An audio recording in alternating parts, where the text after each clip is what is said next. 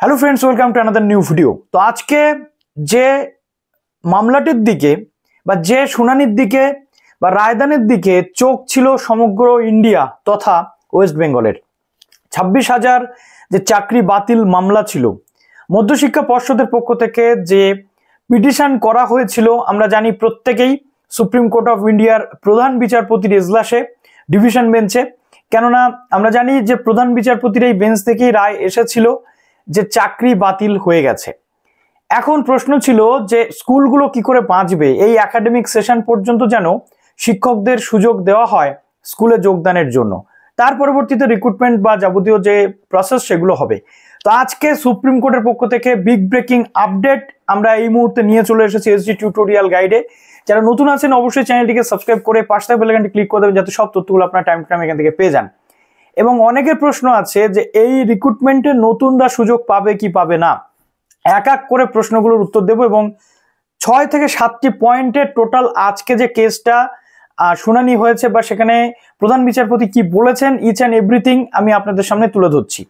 প্রথম কথা হচ্ছে যে আপাতত 31 ডিসেম্বর পর্যন্ত যোগ্য যারা অর্থাৎ আনটেন্টেড যে সমস্ত ক্যান্ডিডেট রয়েছে, টেন্টেড ক্যান্ডিডেট নয়, যারা চিহ্নিত হয়নি টেন্টেড বলে বা অভিযুক্ত বলে, তারা কিন্তু 31 ডিসেম্বর 2025 পর্যন্ত স্কুলে গিয়ে পড়াশোনা করানোর সুযোগটা পেয়ে যাচ্ছেন। অর্থাৎ এটা মধ্যশিক্ষা পর্ষদের বক্তব্য ছিল যে এই একাডেমিক সেশন পর্যন্ত নেই বা যাদের বিরুদ্ধে কোনো অভিযোগ নেই তারা যেন সুযোগ পায় স্কুলে যাওয়ার বা পড়ানোর। এতে করে ছাত্রছাত্রীদের সমস্যাটা মিটবে বা ছাত্রছাত্রীদের যে বিরাট সংখ্যক ক্ষতি হচ্ছিল সেটা থেকে মুক্তি পাওয়া যাবে। তো মধ্যশিক্ষা পর্ষদের সেটা সুপ্রিম কোর্ট অফ ইন্ডিয়া প্রধান বিচারপতি মেনেছেন এবং 31 ডিসেম্বর 2025 পর্যন্ত এই শিক্ষকরা কাজে যোগদান করতে পারবেন। অর্থাৎ এখানে একটু স্বস্তি কিন্তু তারা পেলেন। এরপর আসছে যেটা যে নতুন যে রিক্রুটমেন্ট বা সিলেকশন প্রসেসের কথা আমরা শুনছিলাম বারবার, সেই সিলেকশন প্রসেস 31 মের মধ্যে নতুন বিজ্ঞপ্তি দিতে হবে স্কুল সার্ভিস কমিশনকে বা সরকারকে। এটা সুপ্রিম কোর্ট অফ ইন্ডিয়ার পক্ষ থেকে বলে দেওয়া হয়েছে। অর্থাৎ এখান থেকে নিশ্চিত যে 31 ডিসেম্বর পর্যন্ত এই যে শিক্ষকরা টেন্টেড নন তারা যেতে পারবেন, কিন্তু তাদেরকে পুনরায় আবার নতুন করে ফ্রেশ সিলেকশনের মাধ্যমে এই জায়গাতে আসতে হবে। অর্থাৎ আমরা যেটা বারবার শুনতে পাচ্ছিলাম যে চাকরি কারোর বাতিল হবে না, চাকরি বাতিল হওয়ার জায়গা নেই, তাহলে নতুন যে সিলেকশন প্রসেসে তাদেরকেও তো অংশগ্রহণ করতে হচ্ছে। অর্থাৎ দ্যাট মিনস সুপ্রিম কোর্টের যে নির্দেশিকা সেটাই বহাল থাকলো, নতুন করে কিন্তু শুধুমাত্র অ্যাড হলো যে 31 ডিসেম্বর পর্যন্ত তারা স্কুলে যেতে পারবেন, কিন্তু তাদেরকে আবার নতুন সিলেকশন প্রসেসের মধ্যে দিয়ে বা নতুন নিয়োগের মাধ্যমে আবার তাদেরকে আসতে হবে, আরো একবার তাদেরকে নিউ সিলেকশন প্রসেসের মাধ্যমে আসতে হবে, যেটা 31 মে মধ্যে নিয়োগের বিজ্ঞপ্তি কিন্তু দিতে বলা হয়েছে স্কুল সার্ভিস কমিশনকে। নেক্সট আমরা যদি দেখি যে এটা শুধুমাত্র টিচারদের জন্য প্রযোজ্য, গ্রুপ সি গ্রুপ ডি এর জন্য